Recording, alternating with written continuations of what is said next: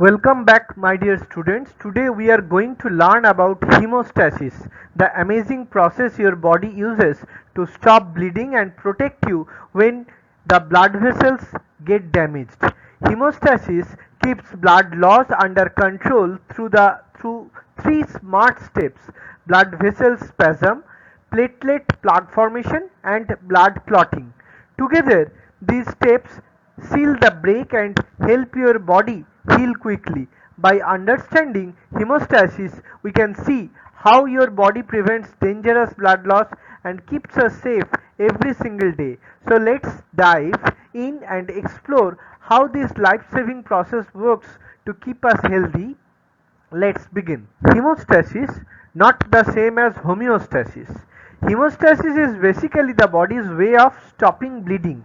It works first only at the damaged spot and is well controlled process. Hemostasis stops blood loss through three steps: vascular spasm, the blood vessels smooth muscle tightens to reduce blood flow. Second, platelet plug formation. Platelet stick to the broken area and to each other to form a plug. And blood clotting or coagulation, a clot forms to seal the break. Hemostasis basically works well for small vessel damage, but large vessel bleeding often needs medical help. Vascular spasm, the first step. When a vessel is cut, its smooth muscle contracts right away. This is called vascular spasm. This spasm reduces blood flow for minutes to hours. It happens due to damage to smooth muscle, chemicals from platelets, pain reflexes. Platelet plug formation. Platelets have many chemicals to help clotting. Clotting factors: ADP, ATP, calcium 2 plus, serotonin, etc. They make thromboxane or A2, which is a prostaglandin, and fibrin stabilizing factor to strengthen the clot. They also have lysosomes, mitochondria, and storage systems for the calcium. Platelets release platelet derived growth factor or PDGF. This helps repair the vessel wall by growing new cells. Now we explore the process of platelet plug formation, which involves three steps: platelet adhesion, platelet release reaction, and platelet aggregation. Platelet adhesion includes platelets stick to the damaged part of the vessel like exposed collagen. This is the first step called adhesion. Platelet release reaction: stuck platelets get activated, they change shape and grow projections. They release chemicals like ADP, thromboxane A2, and serotonin. ADP and thromboxane A2 activates other platelets nearby. Serotonin and thromboxane A2 make the vessel tighten or vasoconstrict to reduce blood flow. Third is the platelet aggregation. ADP makes more platelets sticky, so they stick to each other. More and more platelets together and form a platelet plug. This plug blocks the hole and stops bleeding in small vessels. It gets stronger when clotting forms fibrin threads to hold it tightly. Now we'll study blood clotting. Blood stays liquid inside blood vessels. When blood leaves the body, it thickens into a gel. This clear liquid part left after clotting is called the serum. Plasma without clotting proteins is the serum. The gel part is the clot. It has a network of fibrin fibers that trap blood cells. Clotting is a series of chemical reactions that make fibrin threads to seal the break. If blood clots too easily, it occurs thrombosis, so clot is formed inside an undamaged vessel. If blood clots occur too slowly, hemorrhage or excess bleeding occurs. Clotting needs clotting factors like calcium ions or Ca2 plus, inactive enzymes made by the liver, and molecules from platelets and damaged tissues. Clotting factors are named with Roman numerals by order of discovery. Clotting is a cascade. One factor activates the next in a set order. In the ends, lots of fibrin is made to form the final clot. Clotting happens in three stages: extrinsic pathway, the three stages: extrinsic and intrinsic pathway. Second is the common pathway, and third is the clot retraction.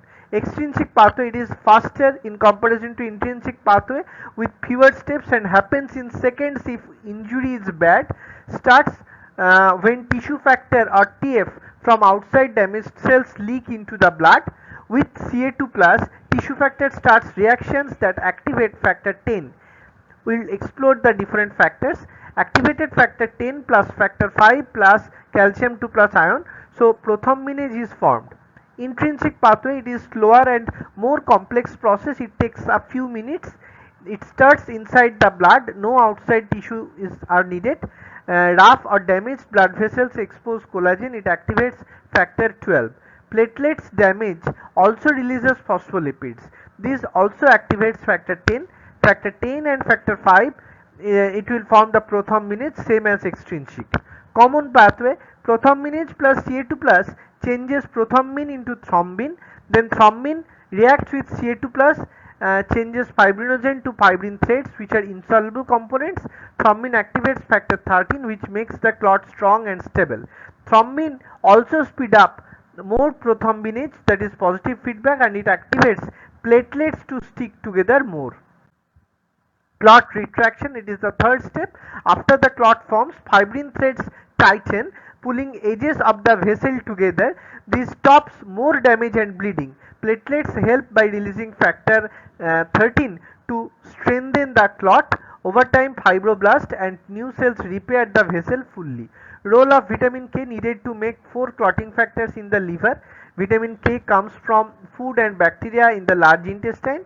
Without enough vitamin K, risk of uncontrolled bleeding occurs. These are the blood clotting or blood coagulation factors. Factor 1 is named as fibrinogen. Factor 2 is prothrombin. Factor 3 is tissue factor or thromboplastin. Factor 4 is calcium ions, that is Ca2 plus ions. Factor 5 is proaxillerin or labile factor or accelerator globulin, ACG.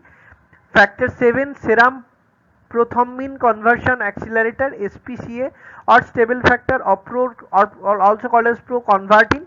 Factor 8, anti-hemophilic factor, AHF, anti-hemophilic factor A, or anti-hemophilic factor, hemophilic globulin, AHG. Factor 9, Christmas factor, plasma thromboplastin component, PTC, or anti-hemophilic factor, B. Factor 10, Stewart factor or power factor or thrombokinase. Factor 11, plasma thromboplastin antecedent or PTA or anti-hemophilic factor C. 12, Hageman factor or glass factor or contact factor or anti-hemophilic factor D. Factor 13, it is fibrin stabilizing factor or FSF. Now we see the hemostatic control mechanism. When small clots form daily but don't spread, fibrinolytic system breaks down unnecessarily clots or fibrinolysis. Plasminogen inside the clot turns into plasmin, which dissolves fibrin. Substances like TPA, thrombin, and factor 12 help make plasmin. Fibrin traps thrombin, keeps clotting local. Blood flow spreads clotting factors, stopping unwanted clotting elsewhere. Prostacyclin from vessel walls and WBCs stop platelets from sticking too much. Anticoagulants like antithrombin or heparin and APC stop excess clotting.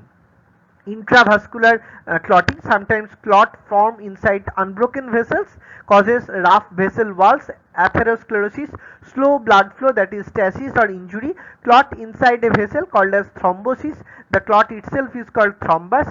If it breaks loose, it is called embolus. An embolus can block blood flow, dangerous. If it blocks lungs, pulmonary embolism occurs. This image showing the when the hemostasis out of control, organ ischemia can occur, and bleeds with slightest injury can also occur. I hope this class helped you understand the physiology of hemostasis, how your body stops bleeding and keeps your blood flowing safely. If you found this helpful, please like, share and subscribe for more easy lesson. Keep learning and stay curious. See you next time. Thank you.